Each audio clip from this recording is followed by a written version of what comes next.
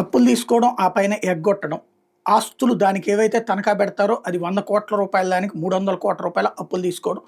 ఆ పైన ఎగ్గొట్టాక ఇది వేలం వేస్తే చివరికి 50,00,00,000 రావడం. ఇది ఫైనాన్స్ సంస్థలు లేకపోతే గనక బ్యాంకులు లేదంటే గనక ప్రభుత్వ రంగ బ్యాంకే అప్పులిచ్చే సంస్థలకు ఎదురయ్యేటటువంటి సమస్య. ఇప్పుడు బుట్టా రేణుకి దానికి ఎంతొస్తుందో చూడాలి.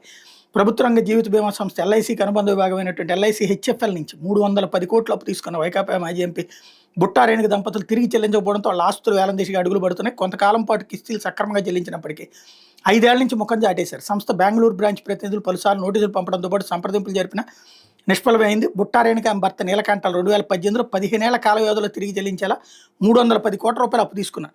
Butta infrastructure private limited, Butta convention services limited, Meridian Edutech services కార్యకలాపాలకు రుణాన్ని వినియోగించారు. రుణం మీద సుమారు 40,00,00,000 వరకు చెల్లించారు.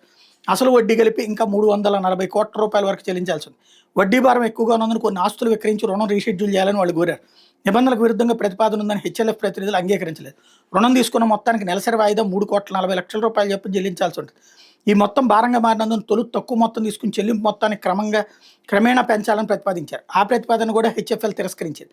రుణాలు చెల్లించడం ఆపేసినందున హెచ్ఎఫ్ఎల్ ఎన్సీఎల్టీని ఆశ్రయించింది. ప్రస్తుతం కేసు పెండింగ్లో ఉంది. రుణ నిబంధనలకు అనుగుణంగా బుట్టా రేణుకి దంపతులకు చెందిన బంజారాహిల్స్ 5,000 గజాల ఆస్తిని 145 కోట్లకు వేలం వేస్తే ఎవరు ముందుకు రాలేదు. మాదాపూర్లోని 7,205 చదరపు గజాల్లో ఉన్న బుట్టా కన్వెన్షన్ వేలానికి స్పందన రాలేదు. మరోసారి వేలానికి ప్రయత్నిస్తారు. వేలంలో పడుకుంటే ఇబ్బందులు వస్తాయని చాలా మంది వెనకంజ వేస్తున్నట్టు తెలుస్తుంది. కరెక్ట్. ఆ తర్వాత ఏం చేస్తారంటే వీళ్ళే తక్కువ రేటు కొనుక్కుంటారు. ఇదే జరిగేటటువంటి ఒక పెద్ద స్కామ్.